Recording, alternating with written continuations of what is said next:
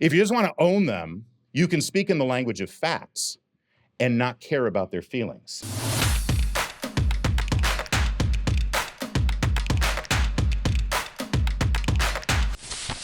When the apostles went to spread the word in Acts of the Apostles, they made sure that one of the most important things, well, they didn't make sure, God made sure, that one of the most important things when they went to preach the word was that there was a common language that they were preaching it in, right?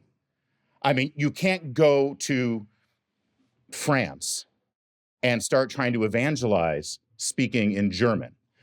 Wait, that's a really bad comparison. I'm sorry, forget that, because actually that would probably work. Some of them still speak German, right? You don't go and speak Swahili because they won't know what you're talking about.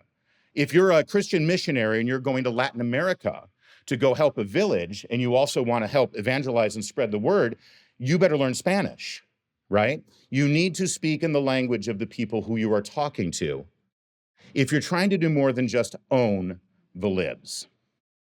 If you just want to own them, you can speak in the language of facts and not care about their feelings. But at some point, what do we have at the end of that conversation? Have you been in these debates? Have you used this when you got a liberal or you got a progressive who's on campus or in your family, and they start to make an argument and you say, oh, okay, you made that argument about healthcare.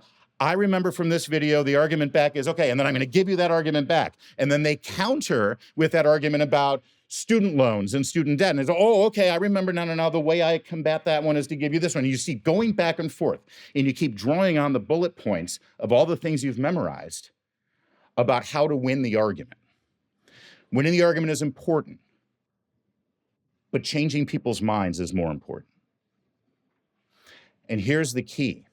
You could win that argument, but be so overbearing and obnoxious that you actually lose all the people who are watching the argument that you're making.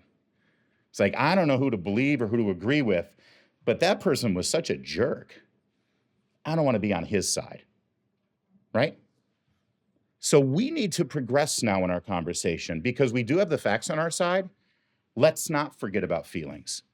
If somebody feels a certain way, then maybe we need to explore why they feel that way and then talk to them about how their feelings might change if these facts were in play.